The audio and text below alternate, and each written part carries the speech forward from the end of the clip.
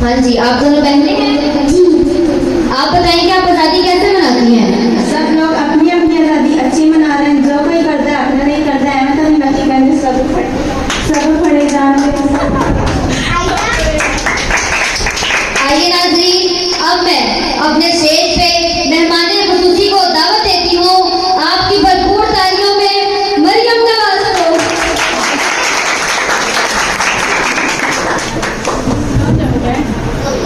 आइए अब हम भोले से बात करते हैं कि भोले, तुमने झंडा क्यों नहीं लिया हुआ?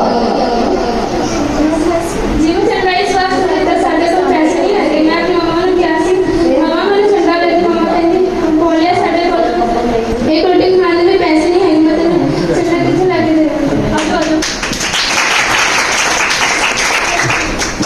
जी, तो अब मैं स्टेज पे एक और मेहमान को दावत देती हूँ आपकी भरपूर तालियों में बिलावल भुट्टो को। नाराए भुट्टो। आइए अब इससे ज्यादा भरपूर तालियों की गूंज में हम दावत देते हैं इमरान खान को।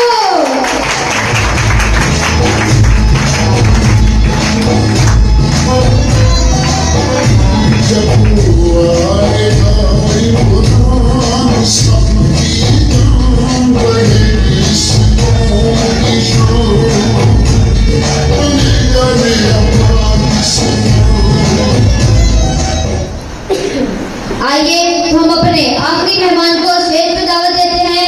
इनका भी तालियों से इस्तेकबाल किया जाए शीता टंडी को।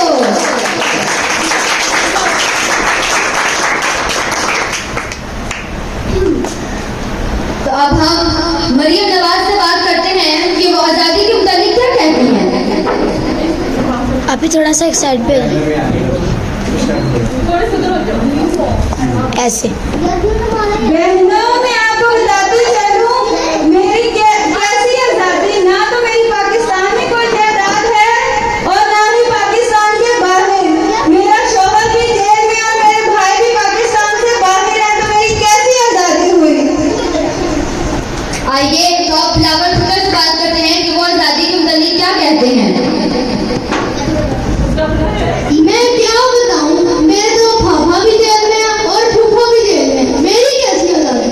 नहीं तो आपको 14 अगस्त के मौके पर इस खुशी पर कोई मौका खुशी का नहीं? जी खुशी तो बहुत है, मेरे तो पापा ने नारे ये लगाए थे पाकिस्तान ठप है। अच्छा ऐसे ही तो तेरा पापा जेल से गया सी तो सारे चोर हो गए इकट्ठे। आइए तो अब हम ऐसे शख्स से बात करते हैं जिसने अवाम पर महंगाई का बम फेंका हुआ है। जी तो प्राइम मिनिस्टर साहब। मेरे पाकिस्तानियों, जैसा कि मैंने आप सबसे वादा किया था कि मैं चोर और डाकू को बंद कर दूंगा, मैंने अपना वादा पूरा किया। प्राइम मिनिस्टर साहब, मैं चोर और डाकुओं के मुतालिक नहीं, आपसे महंगाई के मुतालिक पूछ रही हूँ। महंगाई तो पहले ही खत्म हो जानी थी। इस समुंदर के पानी से तेल और गैस भी निकाल लेनी थी, लेकिन लगता है शरीफ बरादरान वो भी चुरा कर ले गए। खान साहब मुंह संभाल के बात करिए। हमने कौन सा गैस के आसमान पे जाके गुब्बारे बनाने थे। हमारा तो नारा भी यही था कि वोट को इज्जत दो। मेरा मुंह मत खुलवाएं, पहले ही बहुत खुला है। जी तो प्राइम मिनिस्टर साहब, ऑपोजिशन ने आपको सिलेक्टेड क्यों कहा?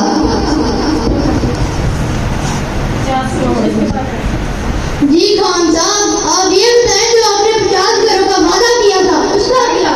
दुनिया चांद पर जा रही है और आप अभी भी 3 घर बनाना चाहते हैं। मेरी 3 शादियां हो गई हैं, मेरा घर बस रहने दें। इंशाअल्लाह मेरी अगली हुकूमत में आपका घर भी चांद पर होगा। ऑपोजिशन ने आपको सिलेक्टेड क्यों कहा? ऑपोजिशन का काम तो सिर्फ बातें बनाना है।